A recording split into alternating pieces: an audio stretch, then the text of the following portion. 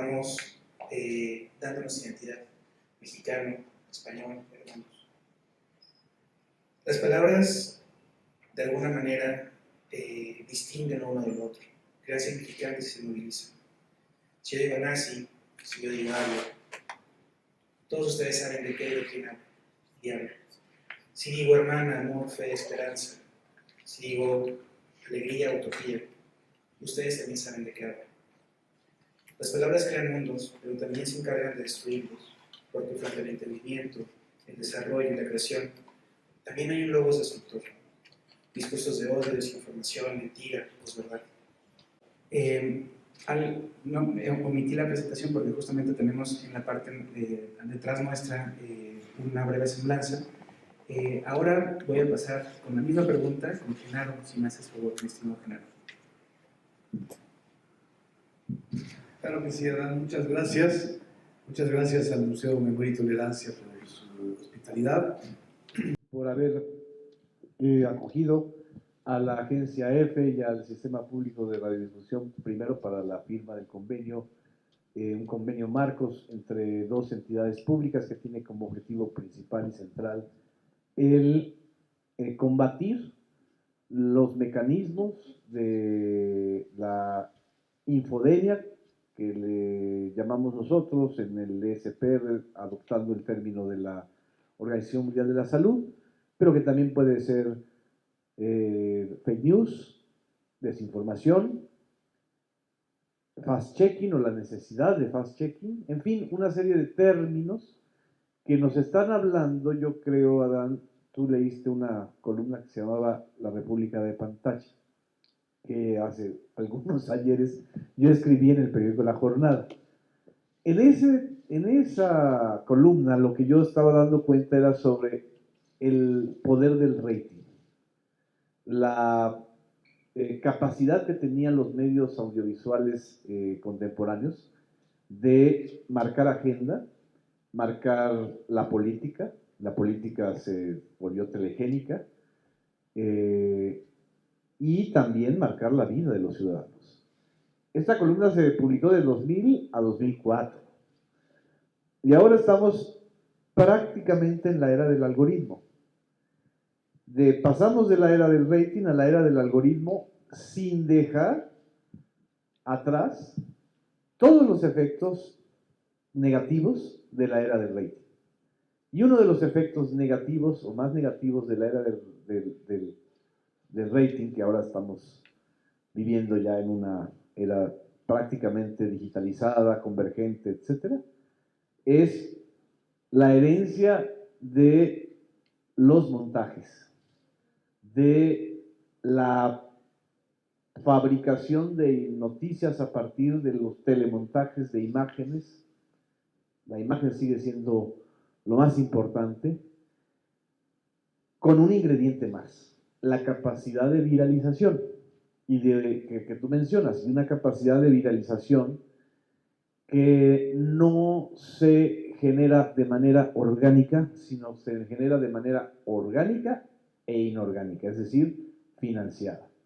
Este dato de que las personas ven o una noticia falsa circula en las redes sociales y en las plataformas digitales 6 veces más que una noticia verdadera es tremendo. ¿Por qué? Porque te está hablando de una sociedad y de un mundo digitalizado de la era del algoritmo, en donde hay un incentivo hacia la mentira, un incentivo para degradar la información rigurosa. Nos conviene más, o le conviene más al sistema económico digitalizado, circular el miedo, por ejemplo, frente a las vacunas, en el caso del COVID, que hablar con certeza de la necesidad de las vacunas. Eso lo vimos en esta pandemia. Y ahora estamos viendo esta necesidad constante de tener información o desinformación en torno a conflictos bélicos como Ucrania, en torno a conflictos nacionales o en torno, en el caso mexicano, a conflictos o disputas en relación con procesos de cambio político como la reforma eléctrica o procesos incluso de inauguración de infraestructura urbana como el caso del Aeropuerto Internacional Felipe Ángeles, en fin, se mete en todo. Desgraciadamente, en la era del algoritmo estamos frente a un tsunami, una especie de tsunami, es una imagen que se me viene siempre a la cabeza, y a iniciativas como la Agencia EFE con toda su tradición, su fuerza y su capacidad de cobertura, y el SPR con sus 10 años de vida y con su capacidad de articular a los medios públicos mexicanos, con todo y eso, apenas, y estamos empezando a generar una cierta conciencia en la ciudadanía de este reto. Es decir, no es un reto solo de periodistas o de agencias informativas, es un reto de los ciudadanos en general. Porque cada vez más se ha demostrado que las mentiras sí matan y generan terribles consecuencias como lo vimos con la pandemia. Muchas gracias, Genaro. Dos reacciones muy rápidas a lo que nos estás contando. Sí. Una es, la mentira y el odio parecen ser más propensas a la viralización que el amor o la verdad, ¿no? Y eso se prueba en este rango de 6 veces mayor la difusión de un mensaje falso que va por la mentira y el odio, ¿no? Y la segunda reacción ¿es que acaso hay mayor fuerza de parte de quienes preparan los bulos o las fake news que de quien puede informar realmente sobre lo que sucede? Y te lo dejo ahí como una reflexión mientras vamos ahorita con Balbina Flores, la corresponsal de Reporteros Sin Fronteras. Por favor, adelante, Balbina. Bueno, buenos días a todas y todos. Muchas gracias por compartir este espacio, a todas y cada uno de ustedes. Gracias por la invitación a la Agencia EFE y por estar aquí en el Museo de Memoria y Tolerancia.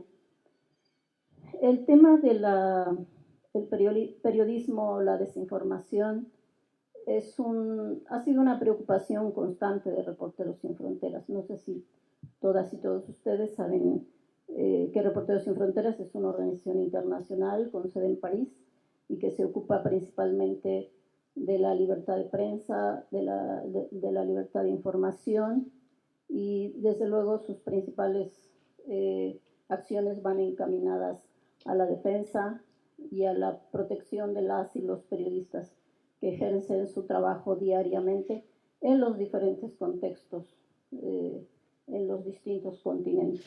Es un trabajo titánico el que realizamos, y la oficina nuestra se encuentra en Río de Janeiro, la oficina regional para Reporteros Sin Fronteras en América Latina.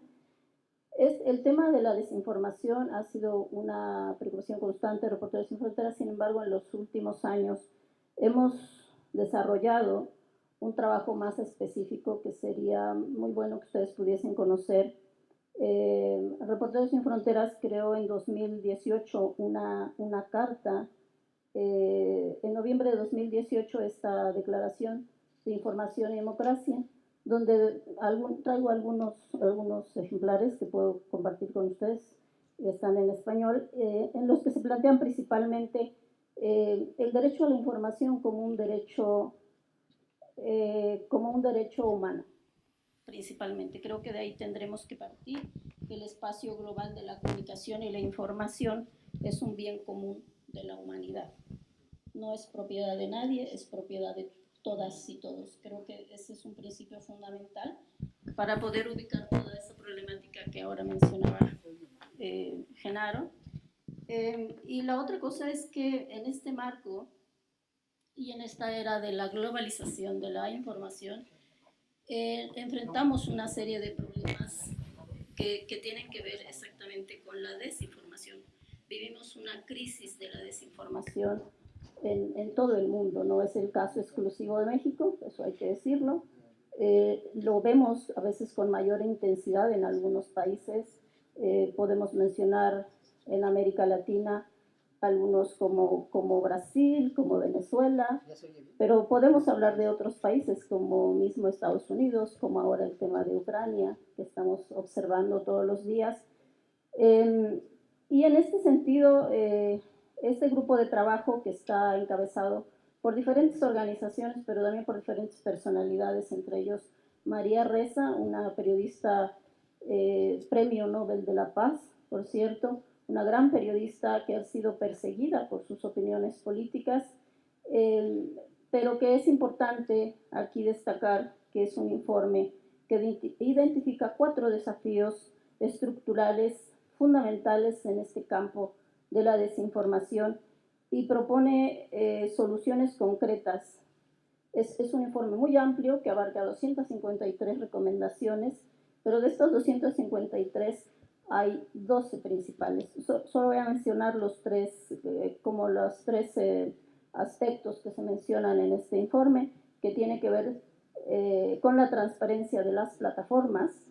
Es un enorme reto actualmente el tema de la transparencia en las plataformas de la información, sea Facebook, sea Twitter o cualquier otra red social de las que usamos, sea WhatsApp, que es el más popular en México, por ejemplo. Pero también otro aspecto es la moderación de los contenidos en estas redes. El tercer aspecto es el fomento de la fiabilidad de la información. Y el siguiente es el servicio de mensajería privada. Son, digamos, los 4 aspectos fundamentales en los que se basa todo este informe. Hay un desglose muy amplio y muy profundo del análisis de la desinformación y cómo poder enfrentarla.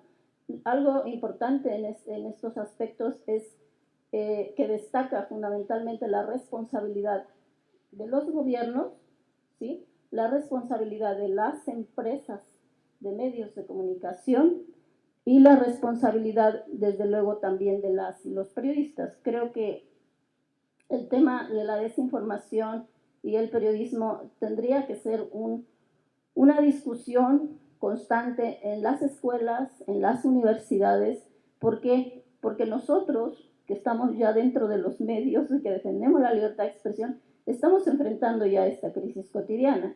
Pero el problema es que en las universidades, en los colegios, en las escuelas, este es un tema que nos está tocando y es realmente un problema, ¿no? Es un problema grave, porque si estamos hablando de que la información es un derecho humano, ¿sí? Y de que estamos enfrentando una crisis humanitaria en el caso de la desinformación, que es tan grave que puede afectar no solo a una democracia, sino puede afectar a los derechos humanos de manera terrible, ¿no? Y yo lo dejaría aquí, dejaría estos puntos que me parece fundamental mencionar. Muchas gracias, Olvina. Una precisión y una transgresión, o quizá aún te voy a picar las costillas.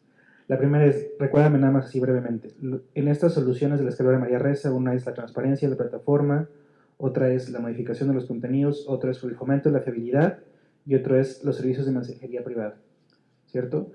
¿Qué tanto juega, y esto un poco por esta provocación y hacia adelante, un rol, por ejemplo, la desinformación en WhatsApp o en Telegram o en este tipo de plataformas que a veces no podemos medir o que no mide un sistema? Por ejemplo, el fake news que me manda mi mamá en la mañana que no se preocupó por revisar, ¿no? Y otra cuestión es también un poco transgresiva es, y esto va para los 4, el espacio de la información y la comunicación el espacio global de la información y la comunicación es un bien global. ¿Este espacio está contaminado? Ahí lo dejo y ahorita si quieren regresamos sobre estas transgresiones o picarles las costillas que estoy haciendo. Vamos a orar, por favor, con Marta Ramos. Por favor, el foro es tuyo, mi estimada. Muchas gracias. Me toca al final, retomo un poquito de lo que ha platicado todos. Primero, retomar la preocupación por el caso de María Ressa, específicamente. Ayer, el medio que ella fundó le fijaron 16 cargos más sobre el juicio que ya había sido público y todo, 16 cargos penales más. Yo creo que el tema de la transparencia que dice Balbina es fundamental y la transparencia tiene que correr de varias maneras. Es decir, darnos certeza sobre cómo nos estamos informando, quiere decir conocer quién nos está hablando. Y lo que sucede en las redes cerradas, como WhatsApp, Telegram, Signal y todas estas, es que no lo sabes. Y es muy fácil que la información fluya sin que nadie tenga la cultura de buscar la fuente original de la información. Y ahí, de nuevo, retomo lo que dice Balbina, es parte también, lo decías tú también, del ciudadano, la responsabilidad ciudadana. ¿Le toca al ciudadano entender esto? Quizá no, pero sí nos toca desde la formación de un ciudadano, es decir, desde que entre en el sistema escolar, que haya una forma de enseñarle a la gente a lidiar con la información.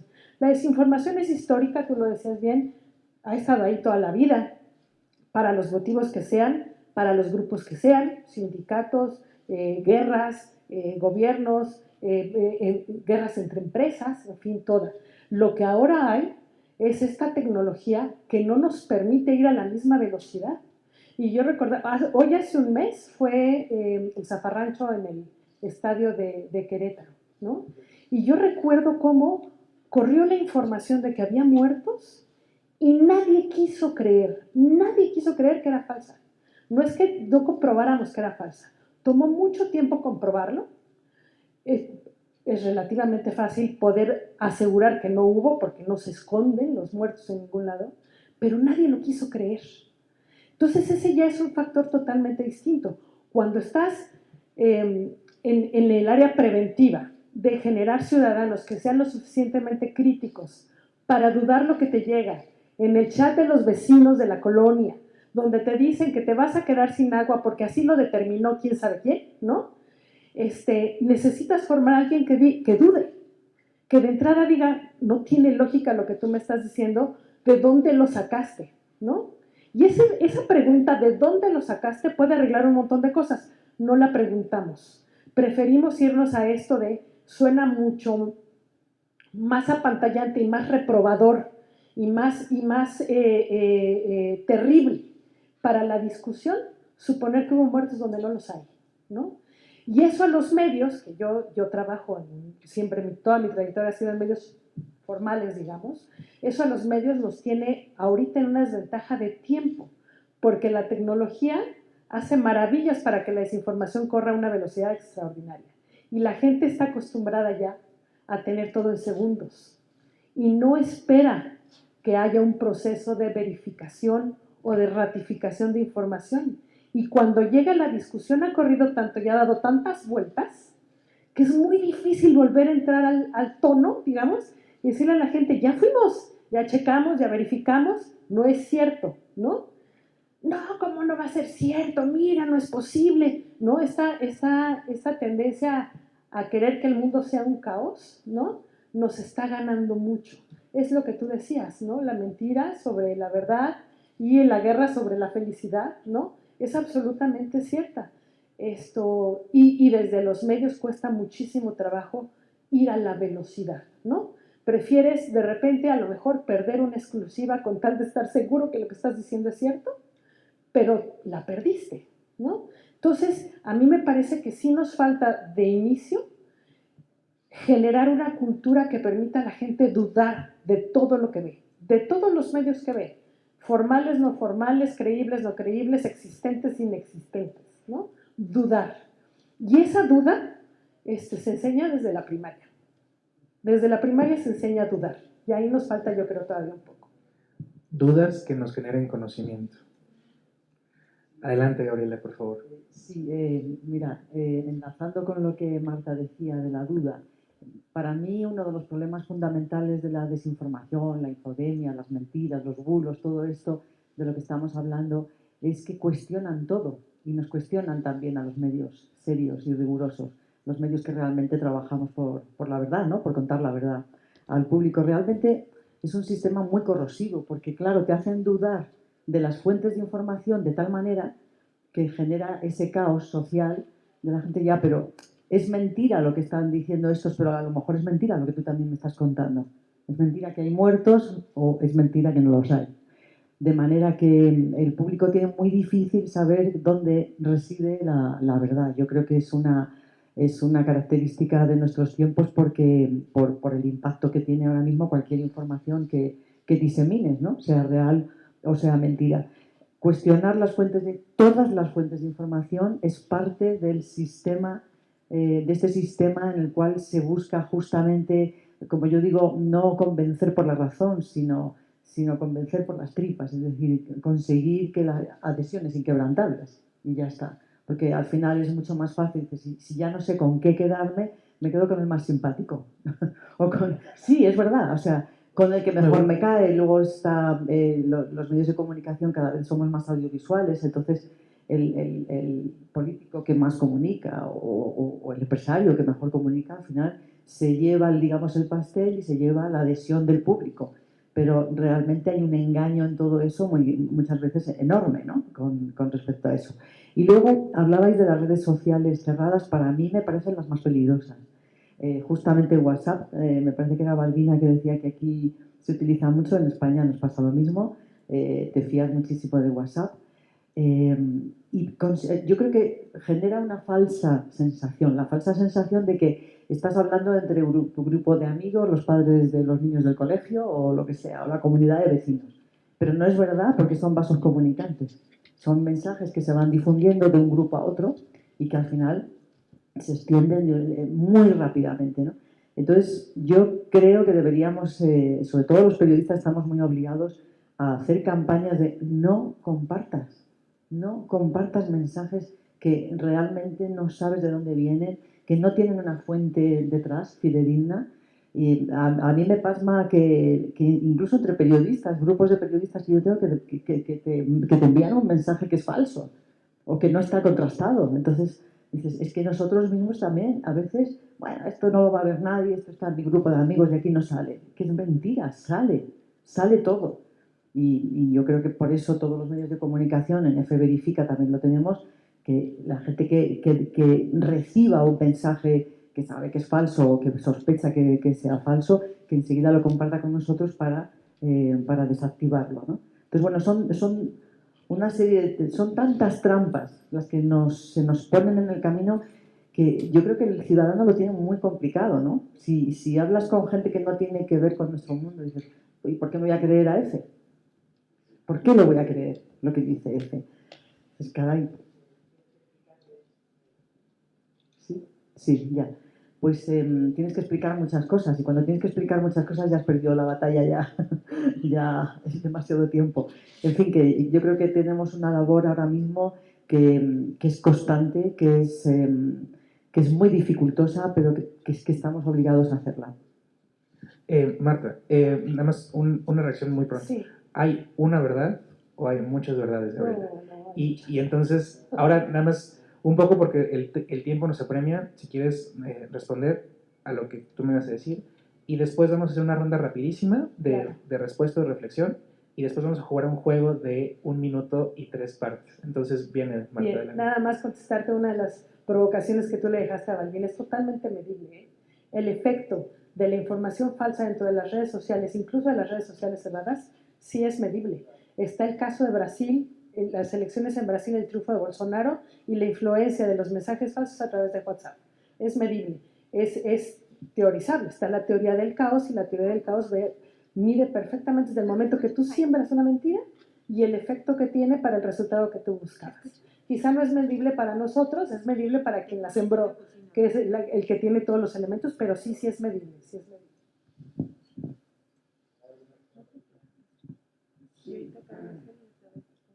Solo para completar esta parte y un poco lo que me preguntabas o me provocabas, ¿verdad? Que si la gente prefiere más un mensaje de odio, un mensaje de mentira, un insulto, en realidad ese es un estudio psicoemocional de cualquiera, es decir, nosotros reaccionamos más rápido frente a un insulto que frente a un halago. O sea, si alguien vas por la calle y te dice chinga tu madre, pues evidentemente volteas a ver, pero si te dice guapo, pues dices, pues no es para mí, ¿no? Y los entrenamientos en mercadotecnia, en publicidad, en esta era insisto, la era del algoritmo, es que tú generas algoritmos, o sea, tu algoritmo se viraliza si tú insultas en Twitter, si tú insultas en TikTok, o si tú te burlas de algo. Entonces hay un incentivo perverso para que esto se potencie, ¿sí? Pero también hay una responsabilidad muy, muy fuerte de las grandes transnacionales, de las plataformas digitales, que son las que realmente han permitido esta oleada impresionante. Yo creo que hay dos fechas importantes que no podemos ni debemos olvidar. 2014, cuando Facebook se vuelve este pulpo brutal al adquirir WhatsApp y luego engullirse Instagram. 2016-2018, que es el periodo donde Facebook, para supuestamente regresar a su naturaleza de plataforma entre amigos, baja en su algoritmo, en la manera en que programa y define los contenidos, baja los sitios informativos acreditados, o sea, baja la influencia, para que supuestamente suba la información o los comentarios que comparten los amigos y los lectores entre sí. Eso ha sido casi tan grave como una guerra biológica en Wuhan que provocó una pandemia. ¿Por qué? Porque ustedes lo observarán, la gente y los usuarios de estas redes dejaron de buscar a la agencia F o al periódico tal o a la agencia tal, porque pues ya se fundaba el chavito del cuadrante X que me estaba diciendo que en Querétaro habían 17 muertos en el estado de Querétaro, que también es un algoritmo.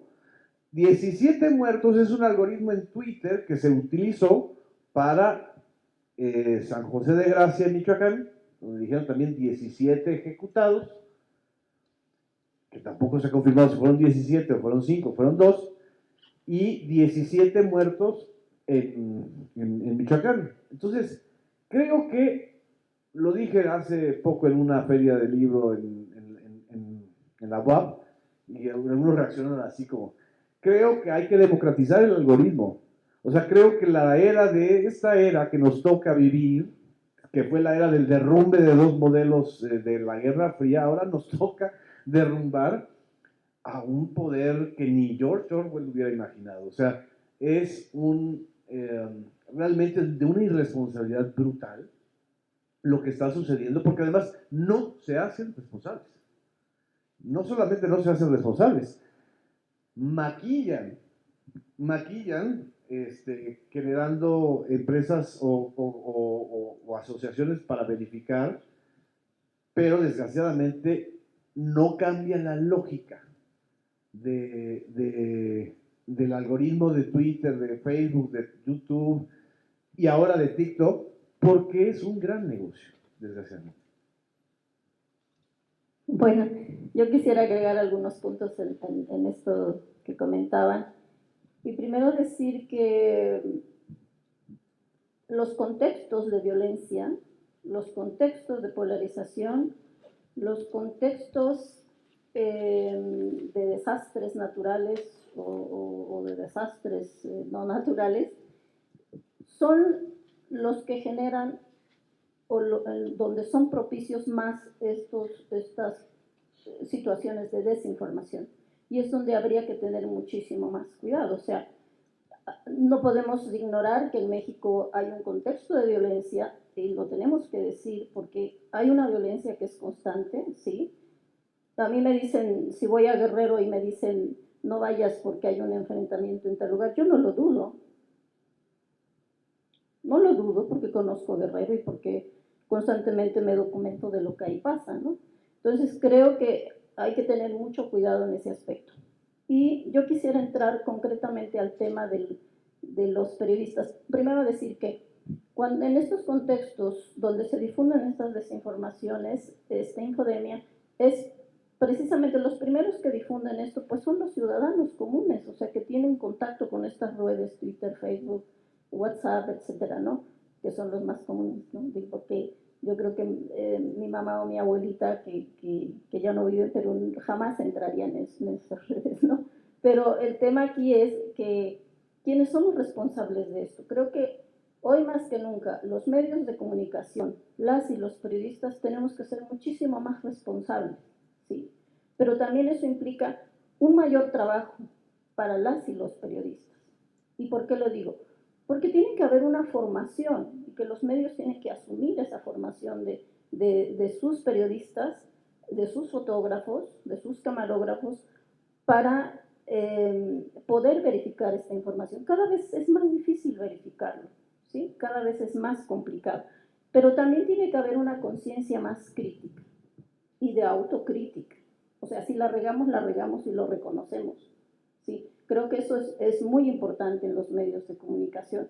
Si se cometió un error y se dijo que eran 17 muertos, por tomar este ejemplo, pues bueno, públicamente creo que el medio que lo difundió dijo, bueno, reconocemos, o la persona dijo que no eran 17, que simplemente no está verificado, ¿no? Pero es mejor decir no está verificado, ¿sí?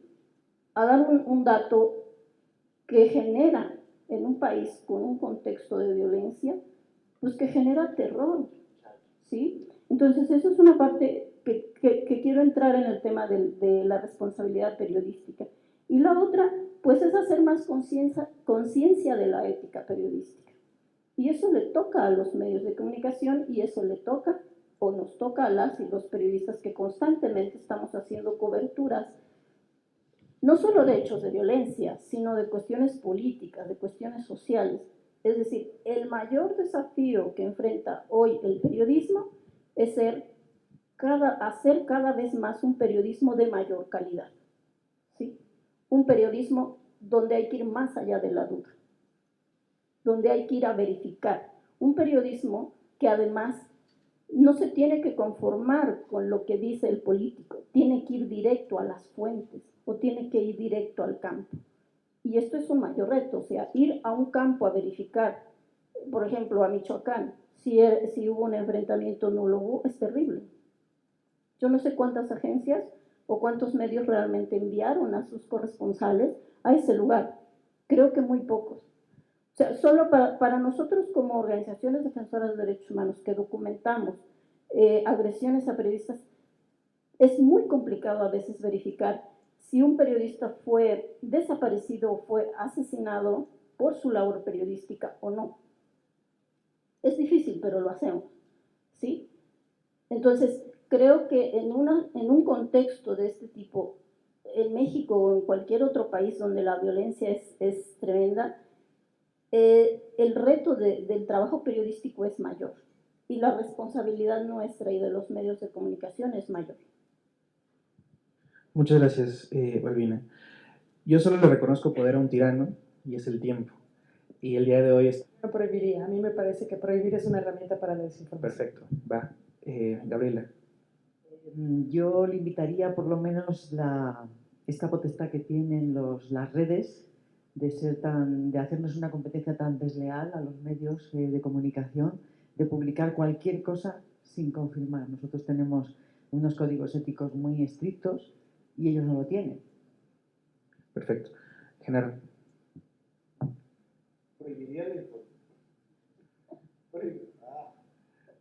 Prohibiría la infodemia, pero es un decreto nada más que sería irrealizable. Más bien hay que capacitar a muchísimos ciudadanos, periodistas, comunicadores, tecnólogos. Algo que quería yo también subrayar, hay que incorporar a ingenieros de informática en esta batalla. No pueden estar ya al margen. Así como los linotipistas de antes de la era del medio impreso, así los informáticos, como les decimos, tienen que incorporarse. Y yo creo que en esa medida es mejor. Excelente. Balbina. Yo también no prohibiría. Creo que el derecho a la información es un derecho humano. Y la otra es que lo que sí haría sería exigir realmente campañas de información, campañas de educación mediática para los ciudadanos en general. Perfecto. Yo también voy a jugar. Yo prohibiría matar periodistas. And I wouldn't act it, ¿no? O sea, ¿no? Ahora, este juego es un juego de 3 fases. Entonces, respóndanme directo, solo la pregunta, ¿va? Y brevemente, un deseo para terminar con la desinformación en la época en la que vivimos. Ahora vamos de atrás para adelante. Balbina. Bueno, deseos tengo mucho, pero uno de ellos es ejercer la libertad de expresión, que no haya más desapariciones de ciudadanos ni de periodistas. Genaro. Que se pongan límites reales a la enorme capacidad de concentración que han agarrado el modelo de las empresas de tecnología digital y que creo que es la verdadera fuente y amenaza principal que genera la era de mentiras y de desinformación. Gabriela. Para mí, bueno, el deseo sería que las sociedades apoyaran mucho más el periodismo libre. Necesitamos un periodismo de calidad para desactivar muchos bulos y para contar lo que es verdad. Marta. Excelente deseo. Ahora, para cerrar, en una sola palabra, por favor, regálenme una esperanza para terminar con esto en lo que estamos viendo, para el futuro. Una palabra que refleje de alguna manera lo que ustedes quisieran. Y les voy a dar 10 segundos para pensarlo y después no les voy a dar orden. Venga, 10. Genaro. Democracia informativa. Esas son 2. Es un concepto único. Gabriela. Concordia. Libertad de prensa. Empatía. Muchas gracias por haber participado de esta primera mesa. Ahora tenemos unos minutos y le voy a pedir que al tirano del tiempo que me regale unos 5 minutos para preguntas del foro, ¿no? Entonces, por favor, si alguien quiere participar, díganos ahora. Levantando sus manitas. Bien. Acá nos queda un micrófono, entonces eso va a estar muy bueno.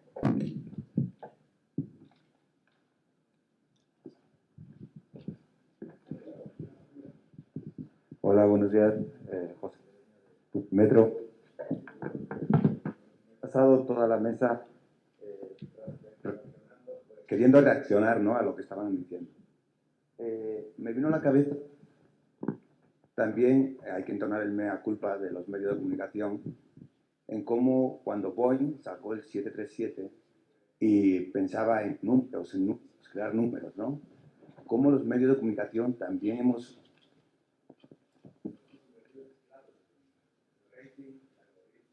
estadísticas, ¿no? Y dice Marta, importante. ¿Cuántas veces no hemos visto o leído que tal universidad o tal medio de comunicación en Australia, en Asia, da cierta información? Los periodistas, muchos periodistas, especialmente digitales, jóvenes, esta generación de cristal, ¿no? No van a la fuente, no duda de la información. Y ahora lo tenemos más fácil que nunca. Buscar universidad de tal ciudad. No, recientemente, hace un mes salió la variante AB, ¿no?, de Francia. Esa información salió en diciembre. Muy pocos medios la traían. Fue un momento, explotó, en febrero explotó la variante AB.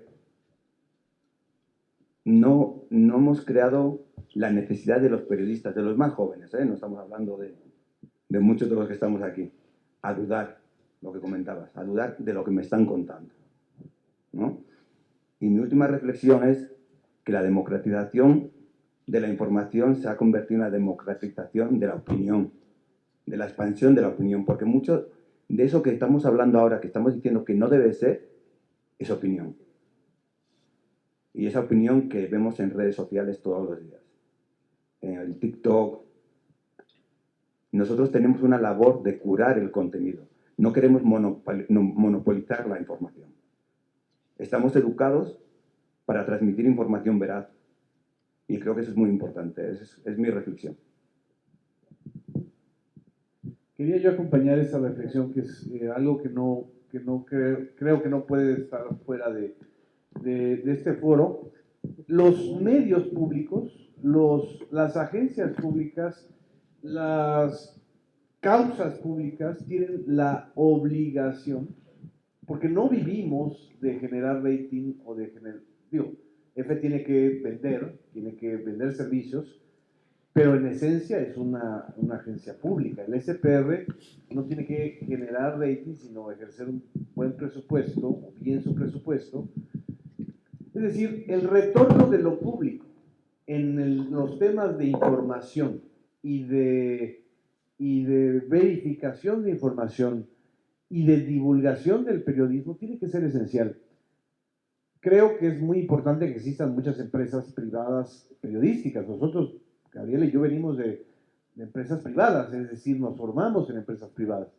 El tema fundamental y a lo que nos estamos enfrentando es que el 85% de las generadoras de información y de las que van circulando los bulos y las fake news son empresas privadas, es decir, son negocios, son generadoras de esto. Entonces, ahí sí, tiene que ser una obligación ya casi consustancial a la naturaleza, a la esencia de las entidades públicas.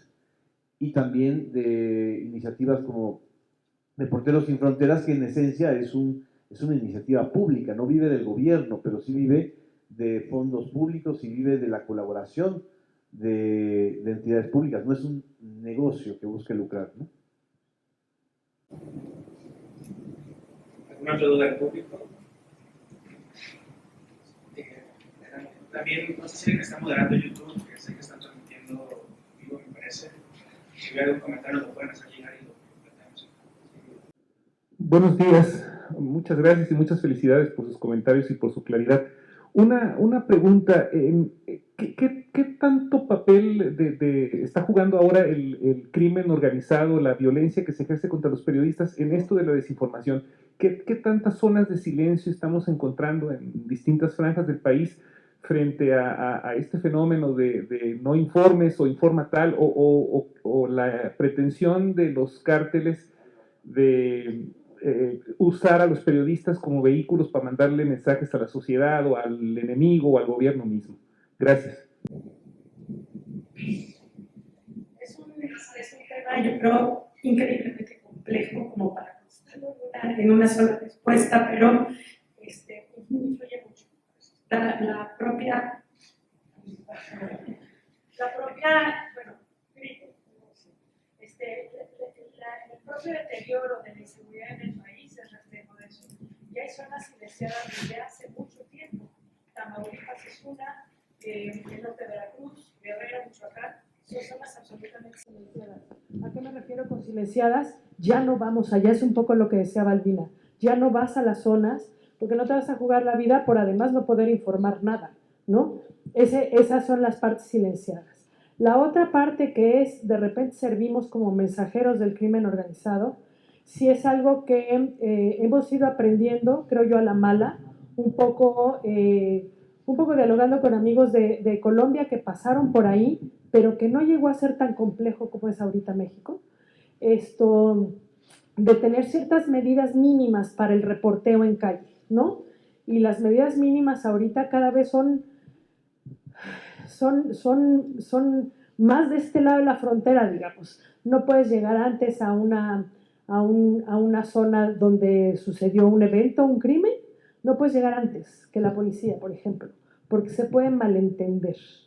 ¿Quién lo va a malentender? No vas a preguntar quién lo va a malentender. Simplemente no llegas antes. Entonces olvídate de exclusivas, olvídate de investigaciones propias, ¿no?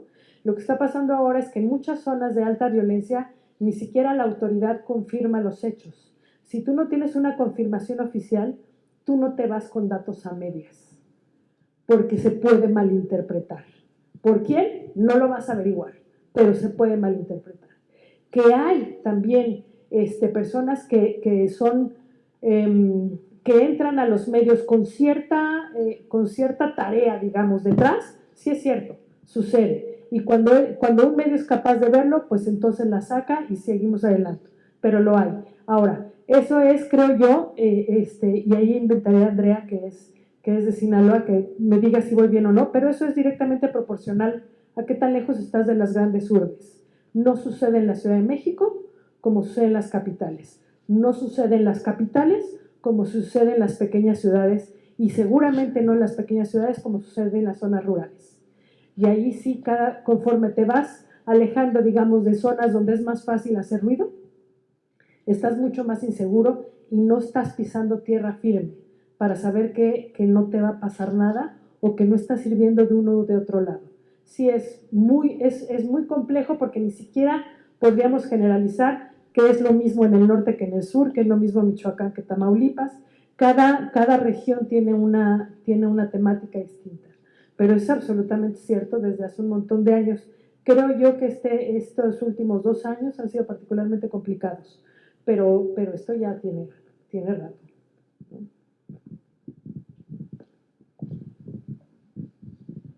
Nada más quería yo agregar sobre esto.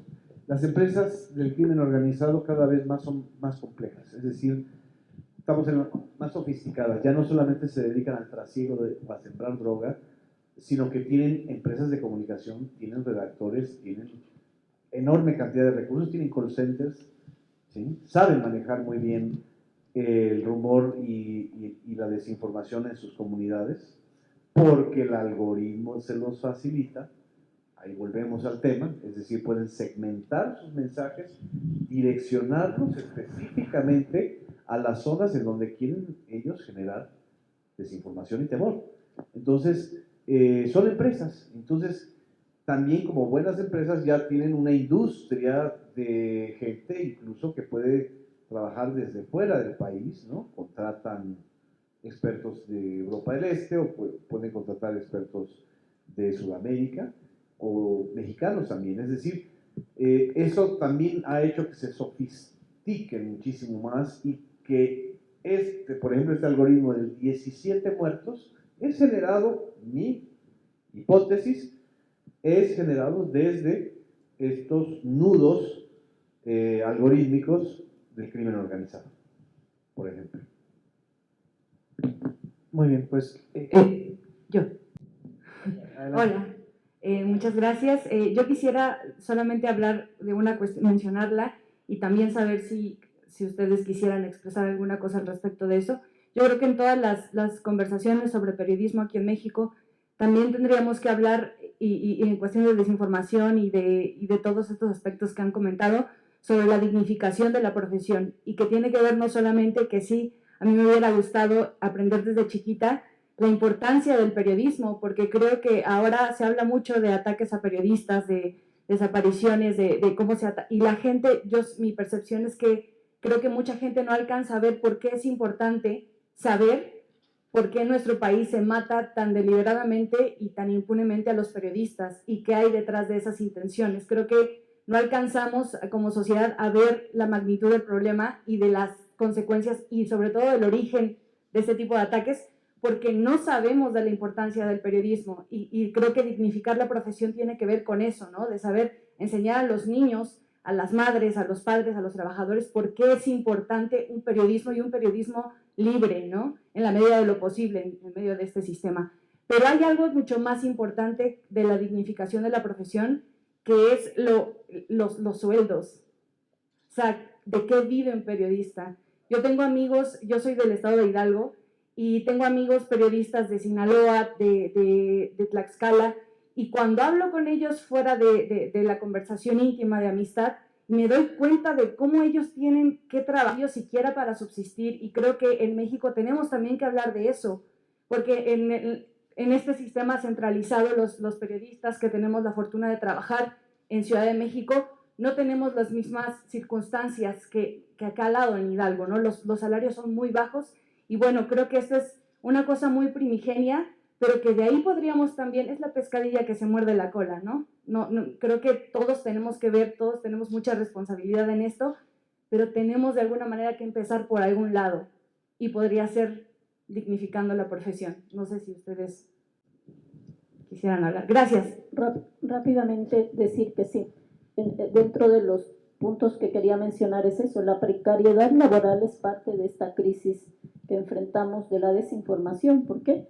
Porque hay periodistas, como bien mencionas, que no tienen ni la capacitación, pero que también decir que esta es una responsabilidad de los medios. O sea, los medios las empresas se tienen que hacer cargo. O sea, en otros países existe este compromiso de capacitar a las y los periodistas, pero en México esto está totalmente de lado. O sea, tiene que ver con el salario, tiene que ver con las prestaciones, tiene que ver en un México con tanta violencia, con la capacitación de sus periodistas para ir a hacer coberturas. Esto se tiene que asumir como un compromiso de los medios de comunicación. Digo, hay muchas organizaciones que en México pueden capacitar, hay muchos manuales que se pueden difundir entre las y los corresponsales, entre las y los periodistas, solo hay que compartirlos. Y también hay una responsabilidad de los propios periodistas de leer, porque si hay una gran carencia, es que muchos periodistas no leen.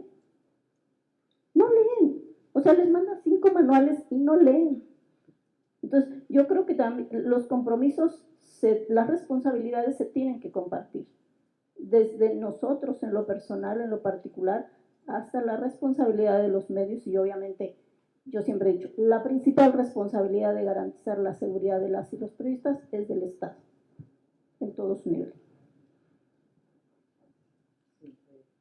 Yo solo añadir que creo que la precariedad de los periodistas, en que es lo que estamos todos, yo creo, no solamente en México, en la mayor parte de los países, creo que es un regalo para todos los abusadores del poder. Es un regalazo que les hacemos porque, en definitiva, yo siempre digo que hacer periodismo y buen periodismo es caro, es muy caro, y que necesitamos esos apoyos financieros para poder estar en Ucrania o en Sinaloa. Entonces, creo que es un peligro enorme. Cuando leía el otro día el 50% de toda la publicidad que tenían los medios tradicionales en Internet se lo ha llevado las plataformas digitales. Es una de las razones por las cuales estamos así, estamos como estamos, todos los medios de comunicación. Y efectivamente hay medios de comunicación que es que no tienen apoyo financiero suficiente para sobrevivir, que están despidiendo a periodistas, que reducen los salarios, que reducen las plantillas y realmente le estamos haciendo un flaco favor a nuestras sociedades. Esa es la verdad. Y yo creo también que sí, hay que apelar a la responsabilidad de los periodistas, pero también apelar a la responsabilidad de los ciudadanos. Es decir, somos ciudadanos quizá los más formados de la historia universal, ¿no? Y sin embargo, pues la ciudadanía ha dejado de leer, prefiere ver en el chat lo que le manda el amigo que no tiene ninguna credibilidad. En fin, creo que esto es un problema de todos.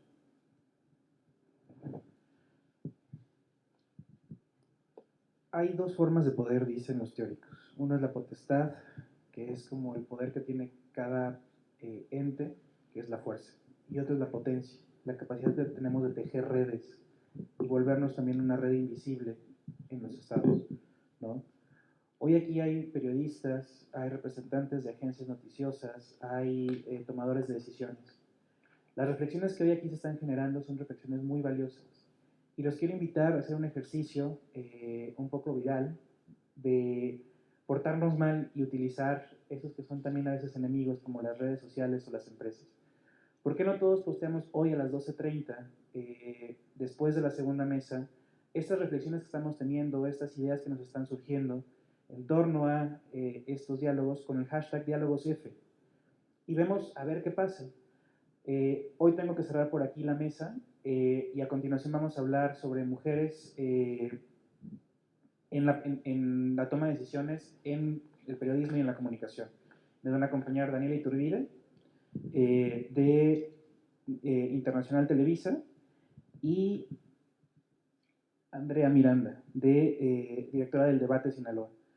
Creo que definitivamente, como en casi todos los ámbitos, ha cambiado el liderazgo de la mujer. Yo estaría en un error gravísimo si no dijera que esto es un hecho, por lo menos en una parte o en ciertos lugares. ¿Por qué digo que estaría equivocadísima? Porque trabajo en una empresa que tiene a mujeres al frente de sus espacios noticiosos más importantes, por lo que sería no solo un error, sino injusto decir que no.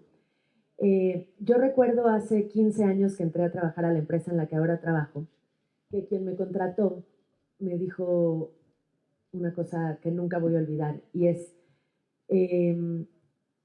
tú como mujer no vas a poder cubrir muchas cosas que los hombres cubren. Y eso ya no es una realidad en la misma empresa que me lo dijo. Creo que también es innegable que hay muchas más complicaciones, no solo por el simple hecho de ser mujer y de estar en lugares, por ejemplo, riesgosos en México, aquí teníamos una compañera que lo podía constatar, en el mundo también, pero creo que el liderazgo de la mujer va por buen camino, mucho camino por seguir, pero a mí me gusta ver el vaso medio lleno más que medio vacío en este tema, porque lo experimento todos los días, lo vivo todos los días, trato de impulsar todos los días a mujeres, también a hombres, porque creo que tenemos que demostrar que estamos donde estamos, quienes tenemos la oportunidad de estarlo con base en trabajo, y tenemos que llegar a donde estamos con base a trabajo y esfuerzo y no nada más pedir oportunidades por el simple hecho de ser mujer. Entonces creo que sí, creo que vamos por buen camino, falta mucho camino por recorrer, pero creo que las cosas han cambiado y para muestra que estemos aquí. Pienso que hay talento que no se había descubierto, que antes quizás por el hecho de ser mujer te encasillaban en sociales, en otro tipo de periodismo, pero se ha descubierto también a raíz de las formaciones, la inquietud de las mujeres, la necesidad de las mujeres de trabajar, de salir adelante, de sacar adelante a las familias, que son capaces de hacer muchísimas cosas. Entonces, una de esas es el periodismo, pero otra también puede ser dirigir empresas, ser abogadas, ser litigantes, hacer muchas otras cosas. La experiencia que yo tengo dentro del grupo, yo vengo de una empresa de 81 años, 82 años ya de periodismo, soy la primera mujer en encabezar las redacciones y esto fue sí una apertura porque mayoritariamente eran hombres los que integraban los grupos. Ay, los diminutivos, qué cosas tan así. Odiamos los diminutivos. ¿Y alguna vez tenéis el síndrome de la impostora o no?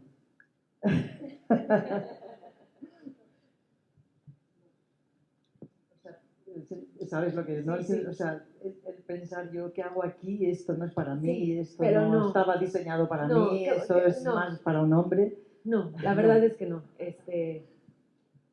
No, creo que como todos, hombres y mujeres, hay momentos en los que te cuestionas por qué estás donde estás y si estás haciendo lo correcto y si te tocaba o no, pero no, la verdad es que no. Ciertamente nunca pensar que lo hubiera hecho mejor un hombre, ¿no? A lo mejor si piensas, ¿qué estoy haciendo aquí? ¿Por qué con estos salarios voy a seguir trabajando en esto? ¿Por qué ¿no? levantándome 3 años? ¿Por qué me levanto a las 3 de la mañana? Le preguntaba a Daniel, y ella que está acostumbrada a levantarse temprano, dice, yo sigo mentando madres a las 3 de la mañana, eso no tiene problema, ¿no? Pero pues uno sabe que cuando se dedica a esto es un asunto de vocación. Y la vocación, pues la traes, ¿no? Y al final del día, pese una semana pesadísima, pese a los insultos y todo, al final del día dices, sí me gusta, ¿no? Sí hacemos esto y sí me gusta, ¿no? En España las mujeres periodistas cobran el 82% de lo que cobran los hombres periodistas, es la media.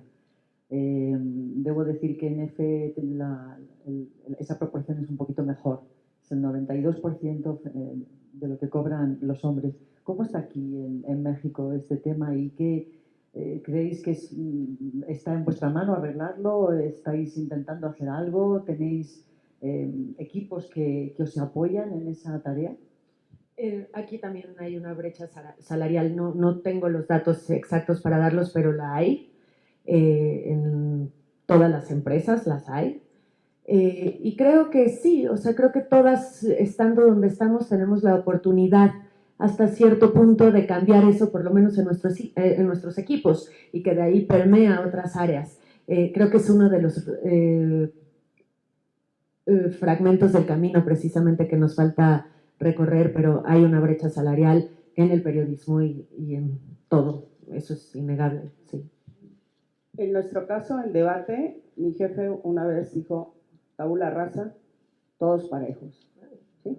Todos parejos. No es un tema de, claro, hay periodistas que tienen muchos más años trabajando y ellos tienen otro nivel de salario, pero periodista que venga de la escuela va a tener el mismo salario independientemente del sexo que tenga, es parejo. Eso creo que nos consolida como empresa también hacia el futuro. Sí, justo creo que ahora sería muy complicado contratar a alguien y que su sueldo fuera con base en su género.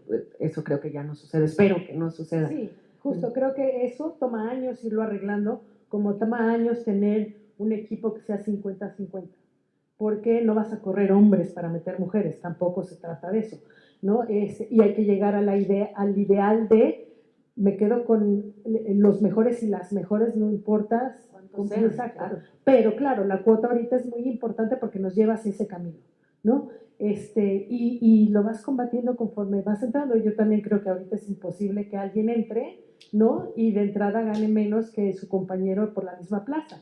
Creo que las que tenemos más años somos las que hemos ido abriendo camino para eso y a lo mejor ahorita no estamos igual, pero las que vienen después de nosotros tendrán que tener mejores condiciones forzosamente. Las tenemos mejor que las que nos anteceden, por supuesto.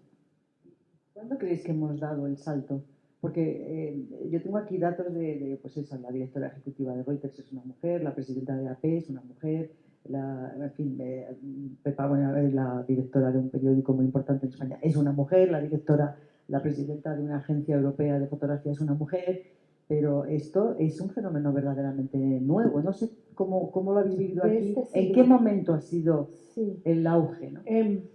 Yo empecé en los 80s, a finales de los 80s, y en realidad eran muy pocas las mujeres en las redacciones. A mí sí me tocaron anécdotas verdaderamente machistas de las mujeres están aquí para estorbar, ¿no? Textual, con orgullo así de macho, se decía, ¿no? Y las mujeres deben tener más horarios o van a salir con sus cosas de tener bebés y entonces van a ir, ¿no? Esa etapa sí me tocó y estoy hablando 80s, 90s. Creo que la lucha feminista ha ayudado a todos los ámbitos, es evidente, porque cuando lo haces tan evidente, valga la redundancia, ¿no?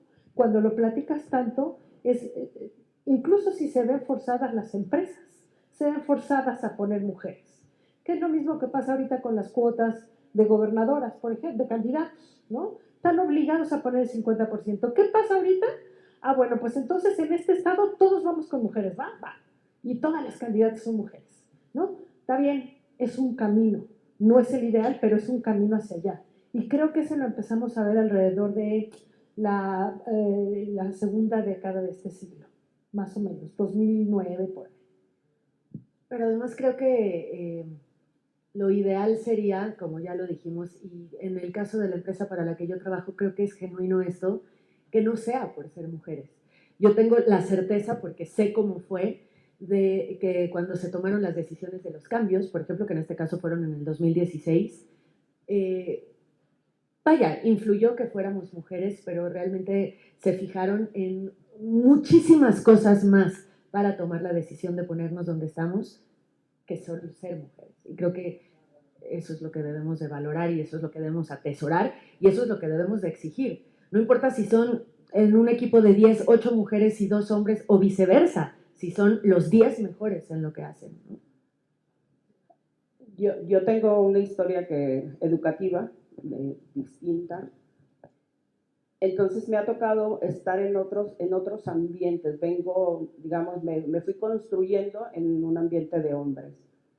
También me permite ver y conocerlos, obviamente, y poder organizar, ahora que estoy al frente de un grupo muy grande, nosotros somos cerca de 300 periodistas, el equipo que tenemos distribuido en todo México, hasta Guatemala llegamos, y poder encontrar el talento. Y ahí no nos cuestionamos si es hombre, si es mujer, no nos cuestionamos nada. Buscamos a la persona ideal que tenga la pasión por el tema que vamos a trabajar, o la responsabilidad, o si quieren, porque muchas veces se proponen a las personas, pero las personas no quieren asumir un trabajo, un rol en algún momento por diferentes situaciones, pero creo que el trabajo depende de eso, encontrar el mejor talento, encontrar el espacio, las condiciones para la mejor persona y que esa persona tenga una satisfacción de estar ahí. No hay que forzar a nadie tampoco. Desde mis 25 no lo sé, ¿no? Es decir, sí fue un camino muy pesado y muy largo de llegar a juntas y que proponías algo y veían a través de ti como papel así, ¿no? Y decías, no, o sea, hablo más fuerte, ¿no? De tener el valor de discutir, ¿no? Y entonces, pues, vas encontrando las razones de tu lado. Y no hay discusión que no se gane con lógica y con la razón. Entonces, vas con la razón, ¿no? Y montones de veces de salir de una junta toda digna, salir por la puerta atrás y a chillar al parque, ¿no? Y entonces chillabas y regresabas a terminar, vámonos, ¿no? Pero claro que lo haces.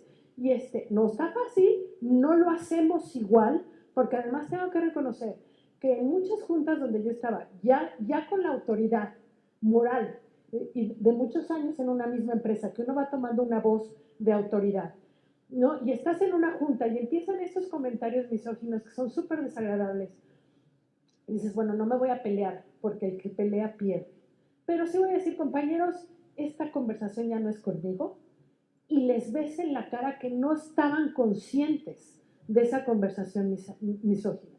Entonces también ese punto de entender, donde tampoco les explicaron las reglas del juego nunca, ¿no? Y las reglas del juego están cambiando cada jueves, ¿no? A ver, las reglas del vocabulario están cambiando cada jueves. Volvemos al momento de que los eduquen desde la primaria. Volvemos al momento de la escuela, claro, sí, eso es, la escuela es fundamental. Pero no es fácil, no ha sido fácil. A mí me tocaron los 80s, ¿no? Escuchen las canciones de los 80, las mujeres sufríamos, ¿no? Entonces, ya es distinto, ya es otro el ambiente dentro de las propias empresas, es otro el chip de los jefes, de los dueños incluso, aún sí que estamos hablando de dueños jóvenes, ¿no? Ya el mundo es otro, ¿no? Sería para mí injusto ahorita venir y decir, no, porque a mí en los 80s fulanito me dijo, eran los 80s, era otra cosa. Lo que sería terrible es retirarnos ahora y que quienes nos preceden no tengan una circunstancia de trabajo mejor que la que nos tocó. Esa para mí es la aspiración. Y yo creo que a mí tampoco me encanta la palabra empoderar, pero me gusta mucho la palabra creer. Entonces, nosotras, seguramente nos ha pasado a todas, no solo nos toca estar en juntas con hombres, sino con hombres bastante más experimentados que nosotras, o en mi caso, ¿no? Justo por cómo se han dado las cosas. Entonces, de pronto, cuando hay una discusión de un tema, cuando cuando todos están expresando su opinión sobre un asunto de coyuntura, pues de pronto dices, no, ¿cómo lo que yo quiero? Híjole. Y de repente oyes que el de junto dijo lo que querías decir y dices, ¡ah! Entonces, y justo es por no decir, ¿cómo no? Si estoy aquí es por algo y vale lo mismo mi opinión que el Joaquín López Dóriga que tengo junto o el Pedro Pérez que tengo junto, ¿no? Entonces, o sea, creo que hay que creérsela y decir, si estoy aquí es porque mi opinión vale exactamente lo mismo y porque mi manera de ver las cosas puede tener una valía exactamente igual o mayor a la que están diciendo ellos. Entonces, creo que es eso. Yo creo que... Y si llegas en la noche a tu casa y dices, ¿debió haber contestado esto? Apúntalo, ya lo usarás. Exacto. Hay una frase que escuché hace poco y que la voy a usar transformada para el momento. Las mujeres somos mucho más de lo que creemos. Mucho más de lo que creemos. ¿Sí? Estamos educadas para creer poquito, nada más. Pero somos mucho más. Y hay mucha gente que nos está viendo de una manera distinta. Hoy en día, ustedes están acá, dejaron de hacer cosas por venir a acompañarnos. Creo que tenemos que reaprender o desaprender esa formación, esos 80s, esas canciones, muchas cosas que nos dañaron internamente, que nos lisiaron en su momento, ¿no? Y saber que hoy estamos aquí, que podemos hacer cosas extraordinarias, no nada más en la profesión del periodismo, sino en muchas otras carreras, posibilidades. Somos, creo que personas que trabajamos, que creemos, que amamos y que vamos a seguir adelante, porque esto no se detiene.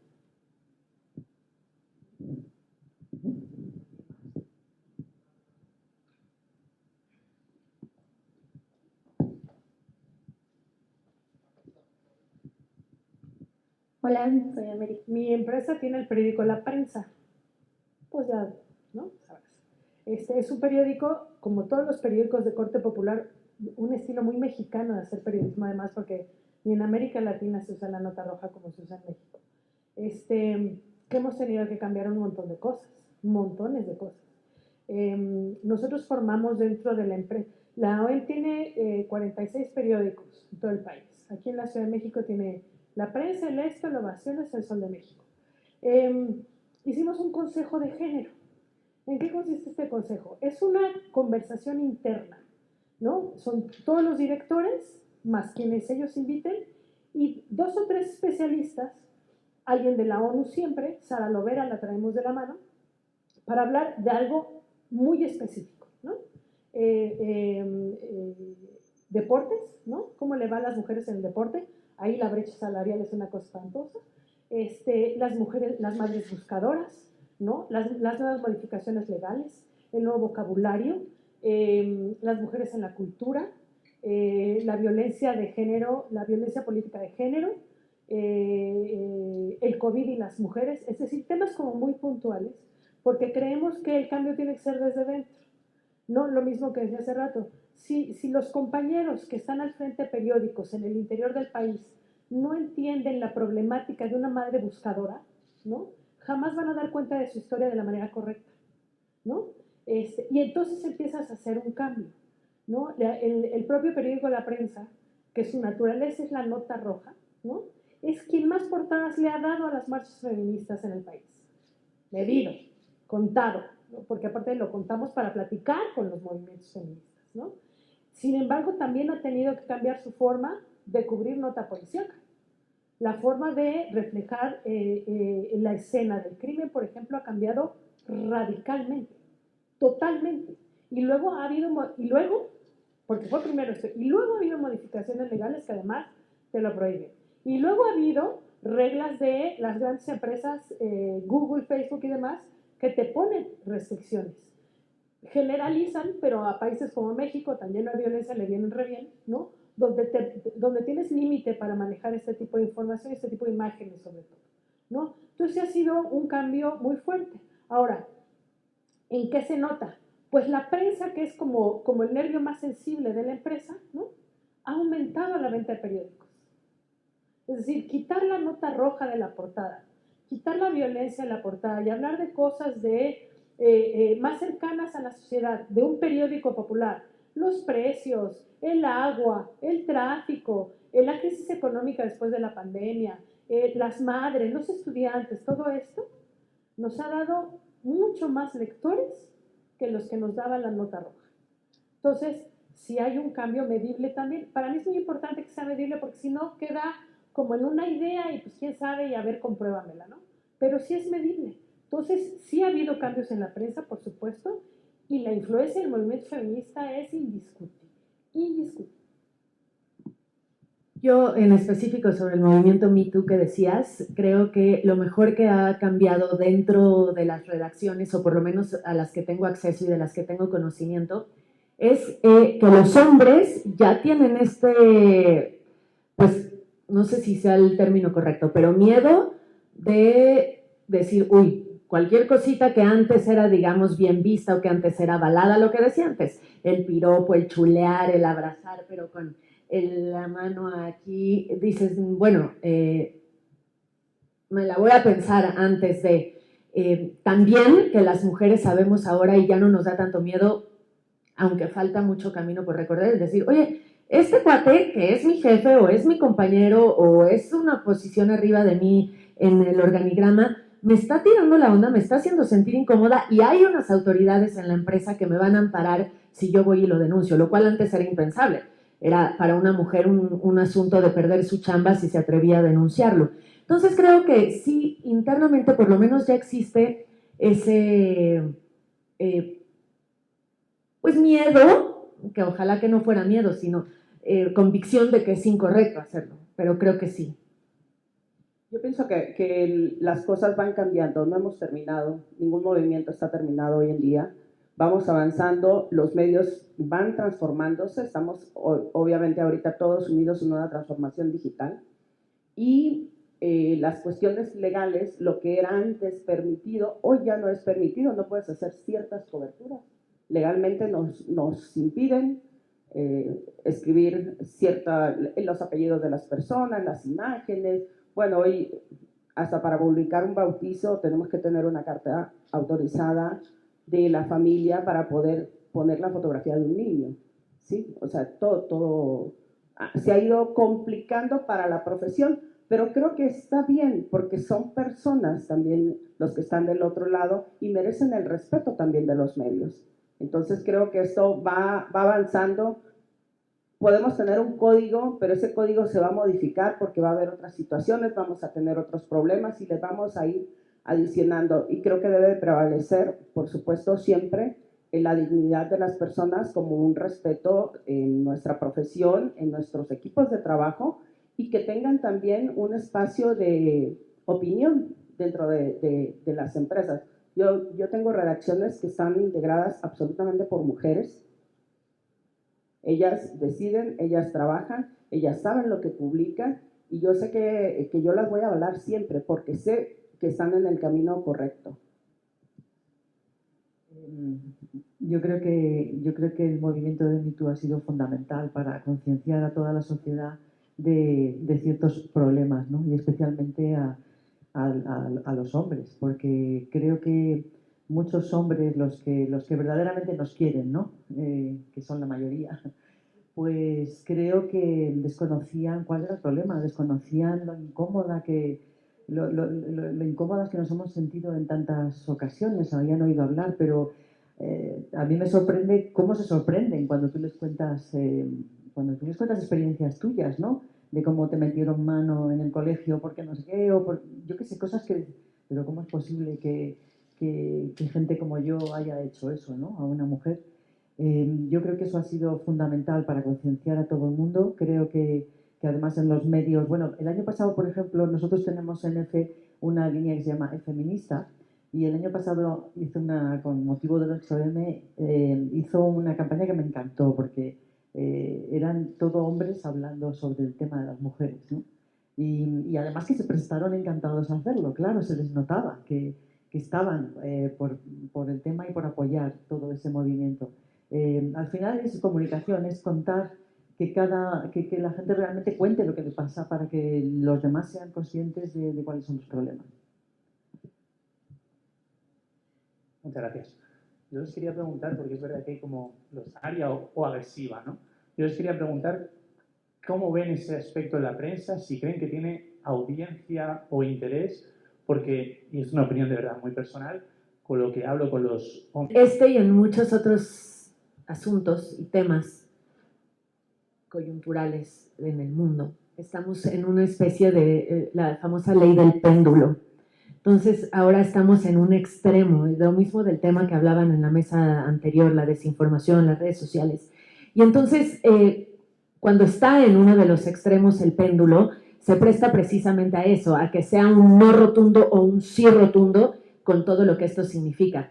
Creo que poco a poco el péndulo va bajando hasta quedar en su centro, balanceándose, y que la gente entienda precisamente por qué está sucediendo esto, qué es lo que pasó que tuvo que llegar al extremo en el que estamos ahorita. Creo que ahorita estamos en un momento de extremos, en el movimiento feminista, en el movimiento Me Too, que viene también mucho al caso, ¿no?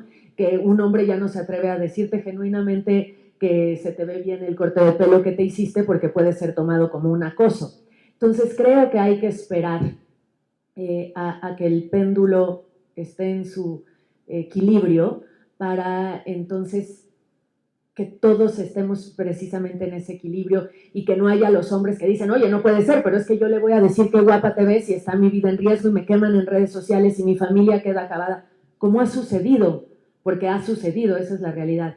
Entonces, creo que es muy pronto para hacer un análisis de muchos temas, incluyendo el movimiento feminista y el Me Too, porque seguimos con el péndulo en uno de los extremos.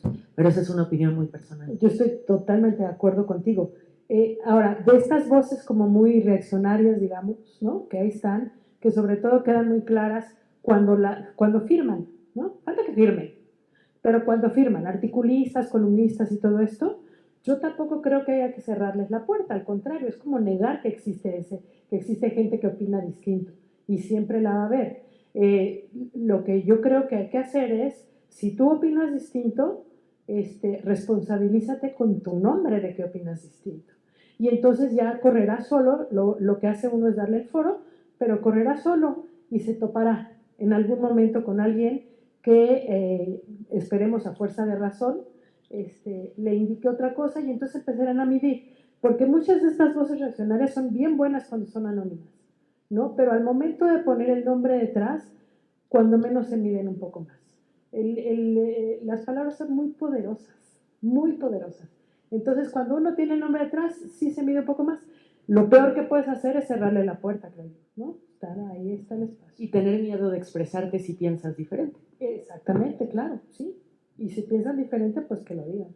Al final, creo que el trabajo nuestro es dar los espacios, generar los espacios para la comunicación, para todas las voces, ¿sí? Todas las voces. Todos los temas son bienvenidos. Hay audiencia para todos los temas.